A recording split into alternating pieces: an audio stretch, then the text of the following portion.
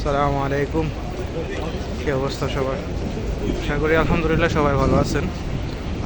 এই হচ্ছে ফজর নামাজের পরে পরিস্থিতি। মাশাআল্লাহ,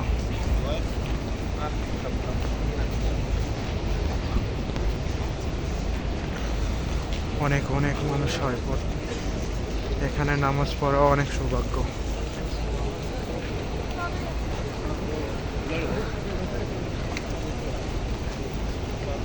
জীবনের তাগিদে এসেও জীবনে অনেক কিছু পেয়ে গেলাম আর কি। এই মদিনা শহর থেকে যখন একবার চলে গেছিলাম তখন কতটা আফসোস করছি সেটা আমি জানি।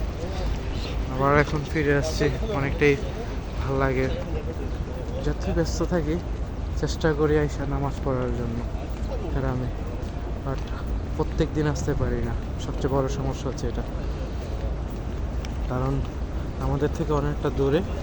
আর দ্বিতীয়ত হচ্ছে আমাদের ডিউটি শেষ হয় রাত 2টা।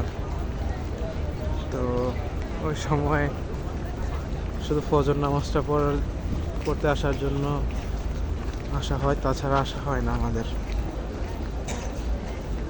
অনেক মানুষ, মাশাআল্লাহ। আর শুক্রবার জুম্মার দিন মানে এখানে তো পুরো এটা তো পাবলিক প্লেস, হাঁটার জায়গা, বাট এখানে পর্যন্ত জায়গা হয় না বসে নামাজ পড়ার মতন। মেইন রোডে ওখানে নামাজ পড়তে হয়। যেমন ঈদের দিন আমরা নামাজ পড়ছিলাম, ডিউটি শেষ করে এসেও কি জায়গা পাই নাই যে মেন একটু হালকা এখানে এসে নামাজ পড়বো, এই জায়গাগুলোও পাইনি আমরা।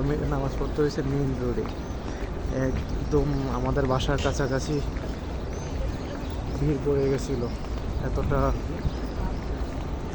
মানুষ হয় জুম্মার দিন।